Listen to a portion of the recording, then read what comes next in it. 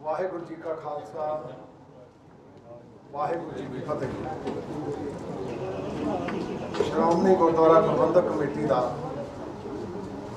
अज का ये विशेष इकट्ठ अजलास नहीं सका, ये इकत्तरता सी। अजलास भी असी सद सकते, वो कोई कानूनी है नहीं कोई, पर ये इकत्तरता जी अज चेचे तौर पर सदी गई थी, ਉਹਦੇ ਮੁੱਖ तौर पर तीन चार ਵੱਡੇ ਕਾਰਨ ਸੀ, ਜਿਨ੍ਹਾਂ 'ਚ ਸਭ ਤੋਂ ਵੱਡਾ ਕਾਰਨ ਸੀ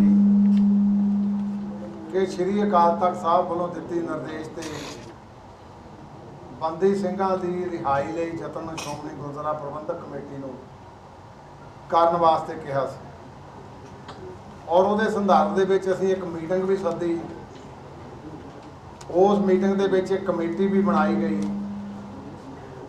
पर मैं उन्होंने बारे तो कुछ नहीं कह सकता, पर वो कुछ कारणों करके वो जी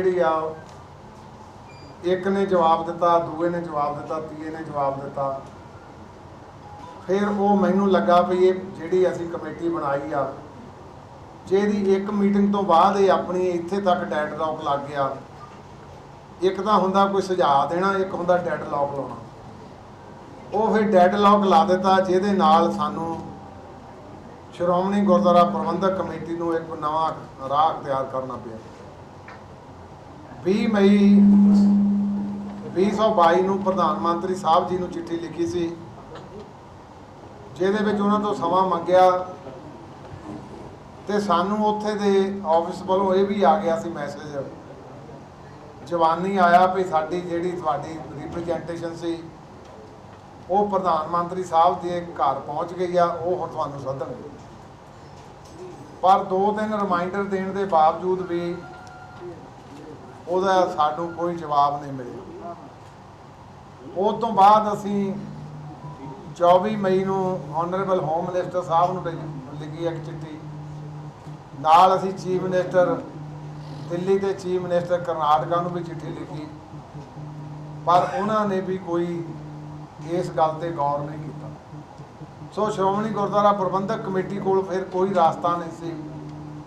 फिर असी एक मीटिंग करके पिछले दिनी असी एक प्रोग्राम दिता 13 अगस्त को कि कालियां दस्तारां सजा के काले झंडे ला के अपना रोस प्रदर्शन किया जाए, क्योंकि डेमोक्रेसी दे विच हर एक बंदे नूं हक आ अपने हक लई अपने न्याय लई वो जूझ सकदा। वो असी यतन किया जिथे डिस्ट्रिक्ट हैडकुआटर के सारिਆਂ ने बड़े चाह नाल श्रोमणी गुरुद्वारा प्रबंधक कमेटी के मैंबर साहिबान ते समुचे प्रबंध ने वो बड़े बाखूबी सारे डिस्ट्रिक्ट एडमिनिस्ट्रेशन ते सारे वो असी मैमोरेंडम रूप के प्रधानमंत्री साहब को भेजे, पर उसके बावजूद भी फिर सानू कोई जवाब नहीं मिलिया। हुण कोई चारा चोरी नहीं सी रह गई। फिर मैं जाती तौर पर सारे श्रोमणी कमेटी मैंबर साहबाना के जिलों के जाके उन्होंने कोलों सारियां रायां उन्हों दी इकट्ठियां कीतियां। फिर अज का ये विशेष इकत्तरता जी वो सारी ये इत्थे अमृतसर विखे तेजा सिंह समुंदरी हाल के सदी गई, जिहदे विच मैं कह सकदा सारियां बुलारियां ने भावें मतभेद होने वाले भी साडे होण विच ते भावें साडे अपने होण, सारियां ने एक वचनबद्धता तो दोहराई आ भई ये बहुत बड़ा अहम कौमी मुद्दा सिख पंथ का, इहदे उत्ते सारियां नूं तनदेही दे नाल अपना पहरा देना चाहिए। और उहदे तहत असीं कल जिहड़ी चिट्ठी उहदे ते भी कोई किंतु परंतु होया भी ठहर के लिखनी चाहिए सी, वो क्योंकि ऑनरेबल मिनिस्टर शकावत जी वो एक पिछे प्रैस कॉन्फ्रेंस कर गए कल परसों, भी सानू तो ये भी नहीं पता भी किन्हां दी रिहाई मंगते हैं। वो फिर ਜਿਹੜੇ 9 सिख जिन्हां दी असीं शुरू तो फ्रॉम द वैरी बिगनिंग असीं दे रहे हैं भी आ हैगे सिंह जिन्हां की रिहाई मंगते हैं, जिन्हां दे विच 18 साल तो लैके 33 साल की कैद कट चुके हो साडे वीर आ। सो उन्हां तो बाद फिर अज मीटिंग दे विच अहम मते पाए गए, क्योंकि डेमोक्रेसी दे विच उन्हां कदरां कीमतां दे तहत ही असीं विचरना चाहुंदे हां। पर सानू कई बारी अफसोस ते रोस हुंदा कि साडी तर्जमानी नूं किसी दूसरे पासे लिया जाता, क्योंकि अज भी असीं इत्थे हाउस दे विच बैठ के सारियां विचारां कीतियां।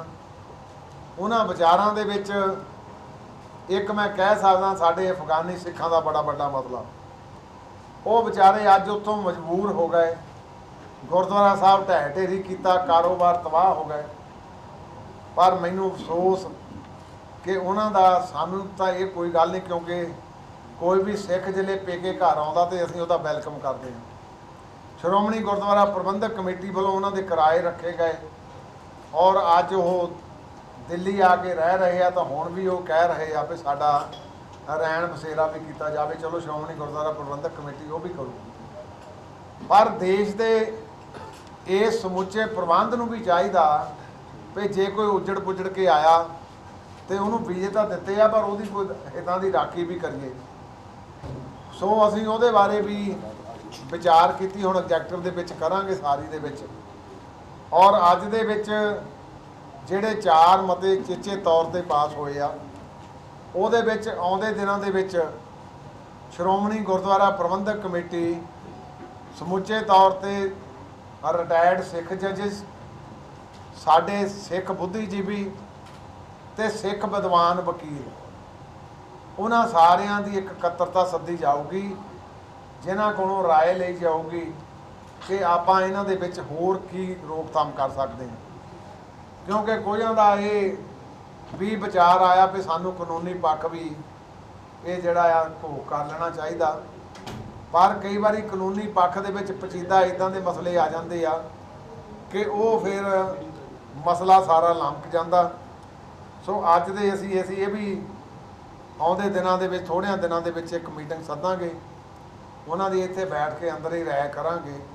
वो जो राय देणगे उहदे ते भी जिहड़ा वचनबद्धता श्रोमणी गुरुद्वारा प्रबंधक कमेटी दा राहूगा।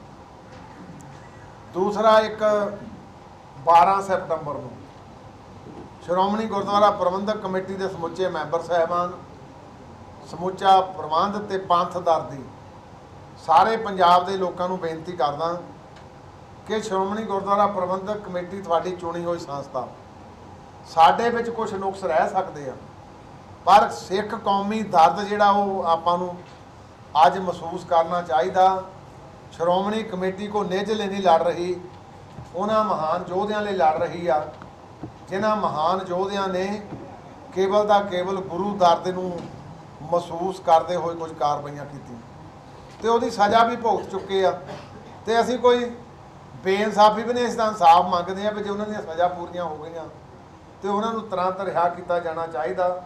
12 तरीक नूं हर एक डिस्ट्रिक्ट हैडकुआटर से काले चोले पा के ये जिहड़े उत्थे अपने धरने दिते जाणगे, क्योंकि मैमोरेंडम आपां पहलां दे चुके हैं, हुण वो धरने दिते जाणगे। तीजा एक जिहड़ा सब तो वड्डा अहम फैसला अज होया, वो होया भी एक दस्तक दी मुहिम जनतक लहर के तौर पर शुरू की जाऊगी, जिहदे विच पिंड पिंड च शहर शहर दे विच सारे इतिहासक स्थानां दे उत्ते लोगों तो सहयोग मंगया जाऊगा। दस्तक की मुहिम के रूप के उहदा एक परफॉर्मा होगा, उहदे विच वो अपना सिर्फ नाम लिखूगा, पता लिखूगा तो अपना वो जिहड़ा मोबाइल नंबर लिखूगा। इस मुहिम नूं असीं चाहुंदे हां भी लोकां दीयां बरूहां तक लिजाइए, ये जिहड़े पंथ दर्दी आ वो इहदे विच शामिल होण। वो शामिल दे विच फिर असीं टाइम एक निर्धारित करांगे भी किन्ने चिर चो जिहड़ा सारा प्रोग्राम वो नेपड़े चाढ़िया जाऊगा। फिर असी समुचे श्रोमणी गुरुद्वारा प्रबंधक कमेटी के मैंबर साहबान सारे इकट्ठर हो के पंजाब की बरूह के उत्ते बैठ के धरना देंगे, तो गवर्नर साहब नूं फिर पंजाब के जिहड़े साडे गवर्नर आ उन्हां नूं जाके वो सारा मैमोरेंडम सपुर्द किया जाऊगा भी आ सिखां दा दर्द आ, इन्ने सिख अज इस दर्द लई पुकार रहे आ इन्हां बंदी ਸਿੰਘਾਂ ਦੀ ਜਿਹੜੀ ਆ ਉਹ ਰਿਹਾਈ ਕੀਤੀ ਜਾਵੇ। ਸੋ ਦੂਸਰਾ ਇਹਦੇ ਨਾਲ ਇੱਕ ਅਹਿਮ ਮੁੱਦਾ ਕਿ ਸਿੱਖਾਂ ਨੇ ਪੰਜਾਬ ਦੇ ਵਿੱਚ ਜਿਹੜੇ ਕਾਰਜ ਸਰਕਾਰਾਂ ਨੇ ਕਰਨੇ ਸੀ ਉਹ ਕਾਰਜ ਸ਼੍ਰੋਮਣੀ ਗੁਰਦੁਆਰਾ ਪ੍ਰਬੰਧਕ ਕਮੇਟੀ ਨੇ ਵੀ ਕੀਤੇ। ਬਹੁਤ ਸਾਰੇ ਵਿਦਿਅਕ ਅਦਾਰੇ ਖੋਲ੍ਹੇ, ਬਹੁਤ ਸਾਰੇ ਡਿਗਰੀ ਕਾਲਜ ਖੋਲ੍ਹੇ, ਮੈਡੀਕਲ ਕਾਲਜ ਖੋਲ੍ਹੇ, ਯੂਨੀਵਰਸਿਟੀਆਂ ਖੋਲ੍ਹੀਆਂ। ਉਹਦੇ ਵਿੱਚ ਸਾਨੂੰ ਮਾਈਨੋਰਟੀ ਕਮਿਊਨਿਟੀ ਦਾ ਸਟੇਟਸ ਮਿਲਿਆ ਆ। ਅਸੀਂ 50% ਜਿਹੜੀਆਂ ਉਹ ਸੀਟਾਂ ਉਹਦੇ ਵਿੱਚੋਂ ਮਾਈਨੋਰਟੀ ਕਮਿਊਨਿਟੀ ਦੇ ਵਿੱਚੋਂ ਭਰਦੇ ਹਾਂ। ਆਮ ਵੱਖ-ਵੱਖ ਰਾਜਾਂ ਦੇ ਵਿੱਚ ਵੀ ਤੁਸੀਂ ਦੇਖਿਆ ਹੋਣਾ, ਜਿਹੜੇ ਉਹਨਾਂ ਦੇ ਕੌਮਾਂ ਨੇ ਕੋਈ ਸਕੂਲ ਕਾਲਜ ਬਣਾਏ ਆ, ਉੱਥੇ ਉਹਨਾਂ ਦੀ 50% ਜਿਹੜੀ ਆ ਮਾਈਨੋਰਟੀ ਕਮਿਊਨਿਟੀ ਦੇ ਤੌਰ ਦੇ ਉੱਤੇ ਰਾਖਵਾਂਕਰਨ ਹੁੰਦਾ। ਅਤੇ ਹੁਣ ਇੱਕ ਨਵੀਂ ਪਟੀਸ਼ਨ ਸੁਪਰੀਮ ਕੋਰਟ ਦੇ ਵਿੱਚ ਆਈ ਆ, ਜਿਹਦੇ ਵਿੱਚ ਉਹਨੇ ਕਿਹਾ ਵੀ ਸਟੇਟ ਵਾਈਜ਼ ਇਹ ਜਿਹੜਾ ਮਾਈਨੋਰਟੀ ਕਮਿਊਨਿਟੀ ਦਾ ਸਟੇਟਸ ਕਾਊਂਟ ਕੀਤਾ ਜਾਵੇ। ਅਤੇ ਜਿਹੜੀ ਸ਼੍ਰੋਮਣੀ ਗੁਰਦੁਆਰਾ ਪ੍ਰਬੰਧਕ ਕਮੇਟੀ ਆ, ਇਹ ਸਿੱਖਾਂ ਦੀ ਨੁਮਾਇੰਦਗੀ 4 ਸਟੇਟਾਂ 'ਚ ਕਰਦੀ ਆ। ਇੱਕ ਪੰਜਾਬ 'ਚ ਕਰਦੀ ਆ, ਹਰਿਆਣੇ 'ਚ ਕਰਦੀ ਆ, ਹਿਮਾਚਲ ਪ੍ਰਦੇਸ਼ 'ਚ ਕਰਦੀ ਆ, ਯੂਨੀਅਨ ਟੈਰਾਟਰੀ ਚੰਡੀਗੜ੍ਹ 'ਚ ਕਰਦੀ ਆ। ਇਹ ਇੱਕ ਸਟੇਟ ਬਾਡੀ ਨਹੀਂ, ਇਹ ਜਿਹੜੀ ਆ ਇਹ ਬਾਡੀ ਵੱਡੀ ਆ। ਇਹ 4 ਸਟੇਟਾਂ ਦੇ ਵਿੱਚ ਆਪਣੀ ਰਿਪਰੈਜੈਂਟੇਸ਼ਨ ਕਰਦੀ ਆ ਆਪਣੀ ਕਮਿਊਨਿਟੀ ਦੀ। ਸੋ ਉਹਦੇ ਵਿੱਚ ਵੀ ਕਿਉਂਕਿ ਕਈਆਂ ਨੇ ਇਸ ਗੱਲ 'ਤੇ ਵੀ ਖਾਦਸੇ ਜ਼ਾਹਰ ਕੀਤੇ ਵੀ ਸ਼੍ਰੋਮਣੀ ਕਮੇਟੀ ਸ਼ਾਇਦ ਇਹਨਾਂ ਕਾਰਜਾਂ ਤੋਂ ਪਿੱਛੇ ਹਟੀ। ਅਸੀਂ ਕੋਈ ਪਿੱਛੇ ਨਹੀਂ ਹਟੇ। ਆਹ 30/8 ਤਰੀਕ ਸੀ, ਅਸੀਂ ਵਧੀਆ ਵਕੀਲ ਕਰਕੇ ਉਹਨਾਂ ਨਾਲ ਟਰਨ ਅਪ ਵੀ ਕਰ ਲਿਆ, ਟੇਕ ਅਪ ਵੀ ਕਰ ਲਿਆ ਮਸਲਾ।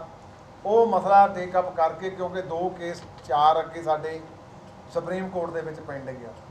ਉਹ ਕੇਸ ਕਿਸੇ ਵੇਲੇ ਕੋਈ ਬੱਚੇ ਸੀਗੇ, ਉਹ ਭਾਵੇਂ ਦੂਸਰੇ ਧਰਮ ਨਾਲ ਤਾਲੁਕਾਤ ਰੱਖਦੇ ਸੀ, ਉਹਨਾਂ ਨੇ ਹਾਈ ਕੋਰਟ ਦੇ ਵਿੱਚ ਰਿਟ ਪਾਈ, ਉਹ ਸਾਡੇ ਖਿਲਾਫ ਹੋ ਗਏ ਕਿਉਂਕਿ ਪੰਜਾਬ ਸਰਕਾਰ ਨੇ ਇਹ ਸਾਨੂੰ ਮਾਈਨੋਰਟੀ ਕਮਿਊਨਿਟੀ ਦਾ ਸਟੇਟਸ ਦਿੱਤਾ ਸੀ। ਉਹ ਖਿਲਾਫ ਹੋਣ ਕਰਕੇ ਫਿਰ ਅਸੀਂ ਸੁਪਰੀਮ ਕੋਰਟ ਚਲ ਗਏ। ਉਹ 4-5 ਪਟੀਸ਼ਨਾਂ ਇਕੱਠੀਆਂ ਜਿਹੜੀਆਂ ਅੱਜ ਸੁਪਰੀਮ ਕੋਰਟ ਦੇ ਵਿੱਚ ਪੈਂਡਿੰਗ ਆ, ਅਤੇ ਅਸੀਂ ਇਹ ਵੀ ਯਤਨ ਕਰਾਂਗੇ ਵੀ ਉਹ ਵੀ ਆਹ ਜਿਹੜੀ ਮਾਈਨੋਰਟੀ ਕਮਿਊਨਿਟੀ ਵਾਲੀ ਇਹ ਵੀ ਨਾਲ ਰਲ ਕੇ ਇਹ ਸਾਰੀਆਂ ਇਕੱਠੀਆਂ ਹੋ ਜਾਣ। ਸੋ ਸੈਂਟਰ ਤੋਂ ਅਸੀਂ ਮੰਗ ਕੀਤੀ ਆ ਕਿ ਜੇ ਘੱਟ ਗਿਣਤੀਆਂ ਦੇ ਹਿੱਤ ਸੁਰੱਖਿਅਤ ਨਾ ਰਹੇ ਤੇ ਫਿਰ ਇੱਕ ਵੱਡਾ ਇਸ ਮੁਲਕ ਦੀ ਸੁਰੱਖਿਆ ਲਈ ਵੀ ਖਤਰਾ, ਕਿਉਂਕਿ ਲੱਖਾਂ ਨਹੀਂ ਕਰੋੜਾਂ ਨਹੀਂ ਅਰਬਾਂ ਰੁਪਈਏ ਆਪਾਂ ਲਾਏ ਆ। ਉਹ ਅਰਬਾਂ ਰੁਪਈਏ ਅਸੀਂ ਸਿੱਖ ਇੰਸਟੀਟਿਊਸ਼ਨ 'ਤੇ ਲਾਏ ਆ, ਅਤੇ ਸਾਡਾ ਹੱਕ ਵੀ ਬਣਦਾ ਕਿ ਉਹਨਾਂ ਦੇ ਵਿੱਚ ਅਸੀਂ ਮਾਈਨੋਰਟੀ ਸਟੇਟਸ ਦੇ ਵਿੱਚ ਉਹਨਾਂ ਬੱਚਿਆਂ ਨੂੰ ਐਡਮਿਸ਼ਨਾਂ ਵੀ ਦਈਏ। ਸੋ ਇਹਦੇ ਵਿੱਚ ਵੀ ਸੈਂਟਰਲ ਗੌਰਮੈਂਟ ਤੋਂ ਅਪੀਲ ਕੀਤੀ ਗਈ ਆ ਕਿ ਭਾਵੇਂ ਮਸਲਾ ਸੁਪਰੀਮ ਕੋਰਟ ਦੇ ਵਿੱਚ ਆ, ਪਰ ਉਹਦੀ ਪੈਰਵੀ ਜਿਹੜੀ ਘੱਟ ਗਿਣਤੀ ਜਿੰਨੇ ਵੀ ਸਾਰੇ, ਚਾਹੇ ਪੰਜਾਬ ਆ, ਚਾਹੇ ਉਹ ਬਿਹਾਰ ਆ, ਚਾਹੇ ਦੂਜੇ ਆਪਣੇ ਸਟੇਟਾਂ ਆ, ਉਹਨਾਂ ਦੀ ਸਾਰਿਆਂ ਦੀ ਜਿਹੜੀ ਘੱਟ ਗਿਣਤੀ ਆ, ਉਹਨਾਂ ਦੇ ਹਿੱਤ ਜਿਹੜੇ ਉਹ ਸਾਰੇ ਸੁਰੱਖਿਅਤ ਕੀਤੇ ਜਾਣ। ਸੋ ਉਹਦੇ ਲਈ ਕਾਨੂੰਨੀ ਪੱਖ ਵੀ ਅਸੀਂ ਸਾਰਾ ਉਹ 'ਤੇ ਵੀ ਵਿਚਾਰ ਕਰ ਰਹੇ ਹਾਂ। ਦੂਸਰਾ, ਇੱਕ ਅੱਜ ਦੇ ਇਸ ਇਕੱਤਰਤਾ ਨੇ ਇਹ ਵੀ ਮਹਿਸੂਸ ਕੀਤਾ ਕਿ ਸਿੱਖ ਹਮੇਸ਼ਾ ਹੀ ਚਾਹੇ 3 ਵਾਰੀ ਅਰਦਾਸ ਕਰੇ, 4 ਵਾਰੀ ਕਰੇ, 100 ਵਾਰੀ ਕਰੇ, ਇਹਦਾ ਜਿਲੇ ਸਮਾਪਤੀ ਹੁੰਦੀ ਨਾਨਕ ਨਾਮ ਚੜ੍ਹਦੀ ਕਲਾ ਤੇਰੇ ਭਾਣੇ ਸਰਬੱਤ ਦੇ ਭਲੇ ਦੇ ਨਾਲ ਸਮਾਪਤੀ ਹੁੰਦੀ। ਅਤੇ ਇਹ ਸਿੱਖ ਕਦੇ ਵੀ ਕਿਸੇ ਵੀ ਧਰਮ 'ਤੇ ਕੋਈ ਹਮਲਾ ਹੋਵੇ, ਕਿਸੇ ਦੇ ਧਾਰਮਿਕ ਤੌਰ 'ਤੇ ਭਾਵਨਾਵਾਂ 'ਤੇ ਹਮਲਾ ਹੋਵੇ, ਸਿੱਖ ਹਮੇਸ਼ਾ ਉਹਨਾਂ ਦੇ ਉੱਤੇ ਵੀ ਪਹਿਰਾ ਦਿੰਦੇ ਆ, ਪਰ ਬਸ਼ਰਤੇ ਕਿ ਉਹ ਧਰਮ ਵੀ ਦੂਸਰੇ ਧਰਮਾਂ ਦਾ ਸਤਿਕਾਰ ਕਰਨ। ਇੱਥੇ ਕੋਈ ਮੈਨੂੰ ਐਵੇਂ ਮਹਿਸੂਸ ਹੁੰਦਾ, ਸਾਰੇ ਹਾਊਸ ਨੂੰ ਵੀ ਮਹਿਸੂਸ ਹੋਇਆ ਵੀ ਇਹੋ ਜਿਹੇ ਕਾਰਜ ਕਈ ਵਾਰੀ ਨਫ਼ਰਤ ਭਰੀਆਂ ਗੱਲਾਂ ਕਰ ਜਾਂਦੇ ਆ। ਜਿਲੇ ਕਿਸੇ ਦੀਆਂ ਧਾਰਮਿਕ ਭਾਵਨਾਵਾਂ ਨੂੰ ਠੇਸ ਪਹੁੰਚਦੀ ਆ, ਉਹਦੇ ਨਾਲ ਫਿਰ ਨਫ਼ਰਤ ਫੈਲਦੀ ਆ। ਸਿੱਖ ਕਦੇ ਨਫ਼ਰਤ ਦੇ ਵਿੱਚ ਯਕੀਨ ਨਹੀਂ ਰੱਖਦਾ। ਸੋ ਇਸ ਕਰਕੇ ਲੋਕਾਂ ਨੂੰ ਇਹ ਵੀ ਬੇਨਤੀ ਕਰਦੀ ਆ ਕਿ ਭਾਵਨਾਵਾਂ ਨਾਲ ਖਿਲਵਾੜ ਨਾ ਕਰੀਏ। ਇੱਥੇ ਪੰਜਾਬ ਦਾ ਜਿਹੜਾ ਇਹ ਸੂਬਾ, ਕਿਉਂਕਿ ਸਰਹੱਦੀ ਸੂਬਾ, ਇੱਥੇ ਲੰਬੇ ਅਰਸੇ ਤੋਂ ਬਾਅਦ ਆ ਸਾਨੂੰ ਸਮਾਂ ਪ੍ਰਾਪਤ ਹੋਇਆ। ਸੋ ਇਹਦੇ ਵਿੱਚ ਵੀ ਅਸੀਂ ਉਹਨਾਂ ਵੀਰਾਂ ਨੂੰ ਵੀ ਬੇਨਤੀ ਕਰਦੇ ਹਾਂ ਕਿ ਧਰਮ ਦੇ ਵਿੱਚ ਇੱਕ ਦੂਸਰੇ ਦੇ ਦਖਲਅੰਦਾਜ਼ੀ ਨਾ ਕੀਤੀ ਜਾਵੇ, ਅਤੇ ਉਹਨਾਂ ਵੀਰਾਂ ਨੂੰ ਵੀ ਜਿਹੜੇ ਕੋਈ ਇਹੋ ਜਿਹੀਆਂ ਘਿਨਾਉਣੀਆਂ ਹਰਕਤਾਂ ਕਰਕੇ ਧਾਰਮਿਕ ਭਾਵਨਾਵਾਂ ਨੂੰ ਸੱਟ ਮਾਰਦੇ ਆ, ਅਤੇ ਉਹ ਜਿਹੜੀਆਂ ਉਹ ਗਤੀਵਿਧੀਆਂ ਕਰਕੇ ਇੱਕ ਪਿਛਲਾ ਮਾਹੌਲ ਜਿਹੜਾ ਖੌੜਾ ਹੋਇਆ ਸੀ ਉਹਦੀ ਮੁੜ ਕੇ ਤਰਜਮਾਨੀ ਨਾ ਕਰਨ। ਸੋ ਇੰਨੇ ਕੁ ਸਾਡੇ ਅੱਜ ਦੇ ਸਾਰੇ ਮਤੇ ਸੀਗੇ। ਸੋ ਗੁਰੂ ਸਾਹਿਬ ਕਿਰਪਾ ਕਰਨ, ਇਹ 12 ਤਰੀਕ ਤੋਂ ਸ਼ੁਰੂ ਹੋ ਜਾਣੇ ਆ। ਫਿਰ ਇਹ ਤੋਂ ਬਾਅਦ ਵੀ ਅਸੀਂ ਇੱਕ ਰੱਖਿਆ, ਉਹ ਹਾਲੇ ਅਸੀਂ ਰਿਜ਼ਰਵ ਰੱਖਿਆ ਵੀ ਅਗਲਾ ਕਾਰਿਆਕਰਮ ਫਿਰ ਕੀ ਕਰਨਾ ਆ। ਪਰ ਮੈਂ ਸ਼੍ਰੀ ਨਰਿੰਦਰ ਭਾਈ Modi ji, honourable prime minister of India, ਉਹਨਾਂ ਨੂੰ ਸਿਰਮਰ ਬੇਨਤੀ ਕਰਦਾ ਕਿ ਸ਼੍ਰੋਮਣੀ ਗੁਰਦੁਆਰਾ ਪ੍ਰਬੰਧਕ ਕਮੇਟੀ ਸਿਰਮੌਰ ਸਿੱਖਾਂ ਦੀ ਜਥੇਬੰਦੀ ਹੈ।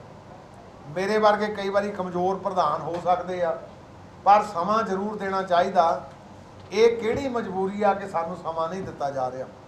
ਹੁਣ ਫਿਰ ਕੱਲ੍ਹ ਚਿੱਠੀ ਲਿਖੀ ਆ ਤਾਂ ਕਿ ਸਾਨੂੰ ਇੱਕ ਵਾਰੀ ਸੁਣੋ ਤਾਂ ਸਹੀ, ਅਸੀਂ ਆਪਣਾ ਕੇਸ ਤਾਂ ਜਾ ਕੇ ਤੁਹਾਡੇ ਕੋਲ ਪਲੀਡ ਕਰੀਏ, ਤਾਂ ਕਿ ਸਾਨੂੰ ਜਦੋਜਹਿਦ ਛੱਡ ਕੇ ਗੱਲਬਾਤ ਰਾਹੀਂ ਸਾਰਾ ਮਸਲਾ ਹੱਲ ਕਰਨਾ ਪਵੇ। ਸੋ ਤੁਹਾਡਾ ਸਾਰਿਆਂ ਦਾ, ਤੁਸੀਂ ਆਏ ਆ, ਬਹੁਤ ਬਹੁਤ ਧੰਨਵਾਦ। ਔਰ ਇੱਕ ਅੱਜ ਜਿਹੜਾ ਮਾਹੌਲ ਅੰਦਰਲਾ ਸੀ, ਤੁਸੀਂ ਕਈ ਵਾਰੀ ਮੀਡੀਆ ਵਾਲੇ ਵੀ ਕਈ ਵਾਰੀ ਕਹਿੰਦੇ ਵੀ ਸਾਨੂੰ ਅੰਦਰ ਨਹੀਂ ਜਾਣ ਦਿੱਤਾ, ਕਿਉਂਕਿ ਸਾਡਾ ਪਰਿਵਾਰਕ ਮਸਲਾ ਸੀ ਔਰ ਕੌਮੀ ਮਸਲਾ ਸੀ। ਅੱਜ ਜਿਸ ਬਾਖੂਬੀ, ਜਿਸ ਪਿਆਰ ਭਾਵਨਾ ਦੇ ਨਾਲ ਸਾਰੇ ਮੈਂਬਰ ਸਾਹਿਬਾਨ ਨੇ ਸ਼੍ਰੋਮਣੀ ਗੁਰਦੁਆਰਾ ਪ੍ਰਬੰਧਕ ਕਮੇਟੀ ਦੇ ਵਿੱਚ ਆਪਣੀ ਵਚਨਬੱਧਤਾ ਦੁਹਰਾਈ ਆ, ਇਹ ਵੀ ਅੱਜ ਮਿਸਾਲ ਆ। ਜਿੰਨੇ ਮੈਂਬਰ ਸਾਹਿਬਾਨ ਪਹੁੰਚੇ ਉਹਨਾਂ ਨੂੰ ਮੈਂ ਵਧਾਈ ਦਿੰਦਾ। ਉਹਨਾਂ ਦੇ ਜਿਹੜੇ ਵੀ ਵਿਚਾਰ ਰੱਖੇ ਆ, ਯਤਨ ਕਰਾਂਗੇ ਵੀ ਉਹਨਾਂ ਨੂੰ ਬੂਰ ਵੀ ਪਾਇਆ ਜਾਵੇ। ਪ੍ਰਧਾਨ ਜੀ, ਐਸਜੀਪੀਸੀ ਦੇ ਉੱਤੇ ਆਰਪੀ ਸਿੰਘ ਜਿਹੜੇ ਕੇਂਦਰੀ ਮੰਤਰੀ ਨੇ, ਉਹਨਾਂ ਨੇ ਲਗਾਇਆ ਕਿ ਐਸਜੀਪੀਸੀ ਇਹ ਕ੍ਰਿਸਚੀਅਨ ਮਾਮਲੇ ਦੀ ਗੱਲ ਕਰ ਰਿਹਾ, ਉਹਨੂੰ ਲੈ ਕੇ ਕਿ ਐਸਜੀਪੀਸੀ ਨੇ ਆਪਣਾ ਫਰਜ਼ ਨਹੀਂ ਨਿਭਾਇਆ, ਸਰਕਾਰ ਨੇ ਆਪਣਾ ਫਰਜ਼ ਨਹੀਂ ਨਿਭਾਇਆ, ਕਿਉਂਕਿ ਜਿਹੜੀ ਤੋੜ-ਫੋੜ ਹੋਈ ਹੈ ਜਾਂ ਧਾਰਮਿਕ ਭਾਵਨਾ ਨੂੰ ਆਪ ਕਰਨ ਦੀ ਕੋਸ਼ਿਸ਼ ਕੀਤੀ ਗਈ ਹੈ। ਨਿਹੰਗ ਸਿੰਘਾਂ ਨੂੰ ਉਹਨਾਂ ਨੇ ਸਹੀ ਠਹਿਰਾਇਆ, ਉਹਨਾਂ ਨੇ ਸਹੀ ਕੀਤਾ, ਲੇਕਿਨ ਇਹਦੇ ਜ਼ਿੰਮੇਵਾਰ ਐਸਜੀਪੀਸੀ ਤੇ ਸਰਕਾਰ ਨੂੰ ਠਹਿਰਾਇਆ। ਤੁਸੀਂ ਕੀ ਕਹਿੰਦੇ? ਨਹੀਂ, ਐਸਜੀਪੀਸੀ ਕੋਈ ਜ਼ਿੰਮੇਵਾਰ ਨਹੀਂ। ਦੇਖੋ, ਹਰ ਇੱਕ ਬੰਦਾ ਆਪਣੇ ਘਰ ਦੀ ਰਾਖੀ ਕਰਦਾ ਆ, ਤੇ ਜੇ ਘਰ 'ਤੇ ਕੋਈ ਹਮਲਾ ਕਰੇ ਤਾਂ ਬੰਦੇ ਨੂੰ ਅਧਿਕਾਰ ਆ ਉਹਦਾ। ਐਸਜੀਪੀਸੀ ਆਪਣੇ ਸਾਰੇ, ਮੈਂ ਪਹਿਲਾਂ ਵੀ ਕਹਿ ਹਟਿਆ, ਅਸੀਂ ਤਾਂ ਸਰਬੱਤ ਦੇ ਭਲੇ 'ਤੇ ਯਕੀਨ ਰੱਖਣ ਵਾਲੇ ਆ। ਇਹ ਲਾ ਐਂਡ ਆਰਡਰ ਸਰਕਾਰਾਂ ਦੇ ਮਸਲੇ ਹੁੰਦੇ ਆ, ਇਹ ਸਰਕਾਰਾਂ ਨੇ ਦੇਖਣਾ ਹੁੰਦਾ ਵੀ ਕੋਈ ਕਾਨੂੰਨ ਭੰਗ ਹੁੰਦਾ ਤੇ ਉਹਨਾਂ ਦੀ ਤਾਂ ਕਹਿ ਸਕਦੇ। ਸ਼੍ਰੋਮਣੀ ਕਮੇਟੀ ਦਾ ਇੱਕ ਲਾ ਬਾਈਂਡਿੰਗ ਫੋਰਸ ਨੇਗੀ, ਇੱਕ ਧਾਰਮਿਕ ਸੰਸਥਾ ਆ ਜਿਹੜੇ ਕੇਵਲ ਦਾ ਕੇਵਲ ਧਰਮ ਦੇ ਤੌਰ ਦੇ ਉੱਤੇ, ਜਿੱਥੇ ਸਿੱਖ ਪੰਥ ਦਾ ਇਹ ਰਿਪਰੈਜ਼ੈਂਟੇਸ਼ਨ ਕਰਦੀ ਹੈ, ਉੱਥੇ ਲੋਕਾਂ ਦੇ ਵੀ ਨਾਲ ਪਿਆਰ ਤੇ ਸਤਿਕਾਰ ਹੀ ਬਾਕੀ ਧਰਮਾਂ ਦਾ ਵੀ ਉਹਨੇ ਕਰਦੀ।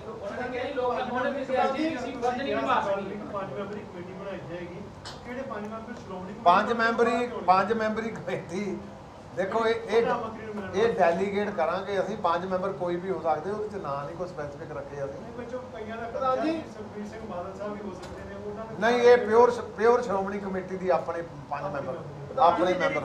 ਇਹਦੇ ਵਿੱਚ ਕੋਈ ਹੋਰ ਕਿਸੇ ਜਥੇਬੰਦੀ ਨਾਲ ਨਹੀਂ, ਇਹ ਕੇਵਲ ਦਾ ਕੇਵਲ ਸ਼੍ਰੋਮਣੀ ਗੁਰਦੁਆਰਾ ਪ੍ਰਬੰਧਕ ਕਮੇਟੀ ਦਾ ਇਕੱਲਾ ਡੈਲੀਗੇਟ, ਉਹ ਹੀ ਮੈਂਬਰ ਸਾਹਿਬਾਨ। ਤਾਂ ਜੀ ਕੇਂਦਰੀ ਮੰਤਰੀ ਸ਼ੇਖਾਵਤ ਨੇ ਕਿਹਾ ਕਿ ਸਾਨੂੰ ਸ਼੍ਰੋਮਣੀ ਕਮੇਟੀ ਵੱਲੋਂ ਕੋਈ ਲਿਸਟ ਨਹੀਂ ਸੌਂਪੀ ਗਈ।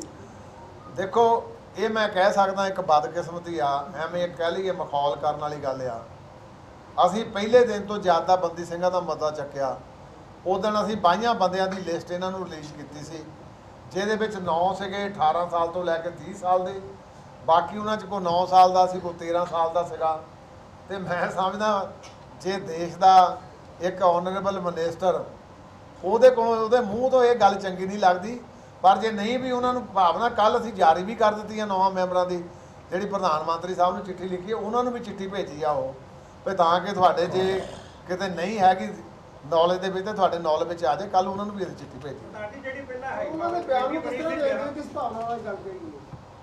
ਦੇਖੋ, ਸਿੱਖ ਜਿਹੜੇ ਆ ਹਮੇਸ਼ਾ ਹੀ ਇਸ ਮੁਲਕ ਲਈ ਆਜ਼ਾਦੀ ਤੋਂ ਪਹਿਲਾਂ ਤੇ ਅੱਜ ਤੱਕ, ਅੱਜ ਵੀ ਜੇ ਜੰਮੂ ਕਸ਼ਮੀਰ ਜਾਂ ਚਾਈਨਾ ਤੋਂ ਕੋਈ ਲਾਸ਼ਾਂ ਆਉਂਦੀਆਂ ਤਾਂ ਉਹਦੇ ਵਿੱਚ ਮੈਕਸਿਮਮ ਪੰਜਾਬੀ ਦੇ ਸਿੱਖ ਹੁੰਦੇ ਆ।